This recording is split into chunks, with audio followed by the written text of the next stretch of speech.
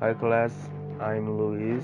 I have 15 years old and my group is Sarah, Julia, Isabelle, Lily, and Monica. The theme of the presentation is Apple and I hope you like it. Apple is a North American multinational company that designs and markets consumer electronics, computer software, and personal computers. It is the world's most famous brand. On April 1st, 1976, the whole story begins. Apple emerged in the small town of Cupertino, California, on the initiative of three friends: Steve Jobs, Steve Wozniak, and Ronald Wayne. Jobs and Wozniak met through a mutual friend, and they shared the same passion for technologies and pranks. The trio began producing miniature computers in a garage, and in 1976 made the brand's first launch, the Apple first device. Then the Apple II, similar today, computers was released. This has already had significant success in the market. The device was innovated from its graphics cards and it was released in several versions as a typical Apple product. Despite the positive results that Apple had been obtaining in the market, its team began to experience internal conflicts which resulted in the resignation of Steve Jobs in 1985. After his departure, Steve decided to find the next company continued to formulate computers throughout his career.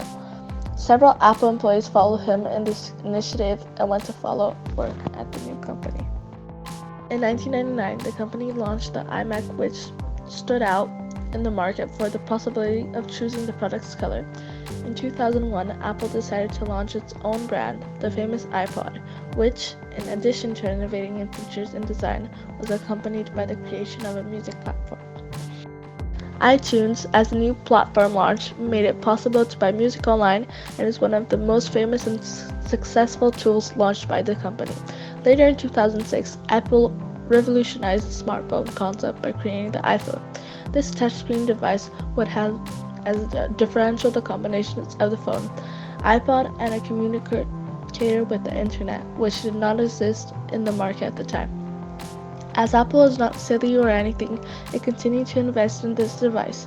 In the following years, the iPhone was updated and released in various versions, such as the iPhone 3G, iPhone 4, iPhone 5, iPhone 6s, and so on. Since then, the launch of new models has always been highly speculated on the internet and has had a big impact on Apple's inventory. In 2010, Apple innovated again and created the iPad.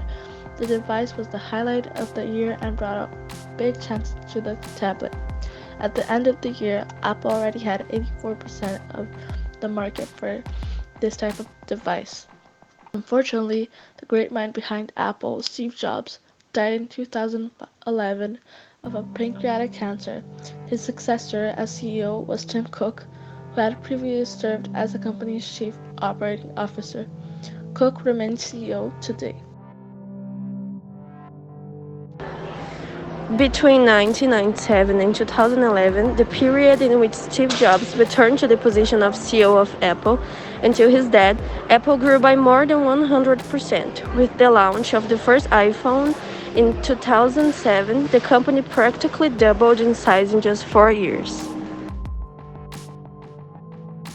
Apple exceeded market expectations and reported record sales in the first quarter of 2021, valued at 89.6 billion, just under half a trillion reais, with sales iPhone and the other equipment soaring worldwide under the impact of the new coronavirus.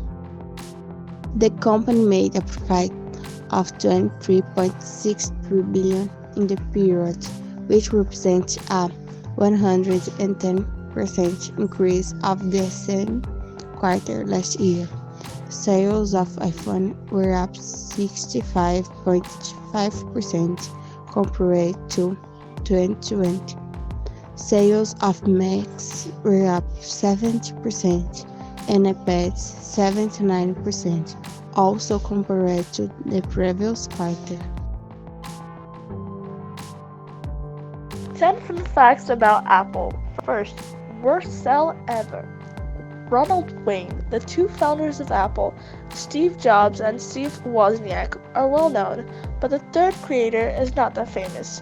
Wayne sold his 10% stake in the company for $800, just 12 days after the company was founded in April 1976.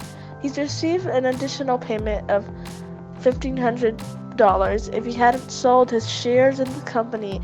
His shares would now be worth $100 billion. 2. Apple's first computer had no keyboard or screen. Apple's first product, the Apple I, was basically a motherboard. It had no keyboard, monitor, or cabinet. Some users created their own wooden boxes and added keyboards. 3. Macintosh was released with a Riddle Scott TV, and Apple Macintosh was launched in 1984 with a 1 million TV commercial directed by Riddle Scott and aired during the Super Bowl. It is considered one of the biggest TV commercials of all time.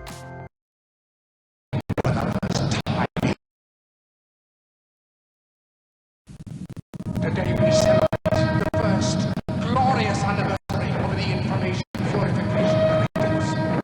We have created for the first time in all history a garden of pure ideology where each worker may bloom, secure from the pests of a country thoughts.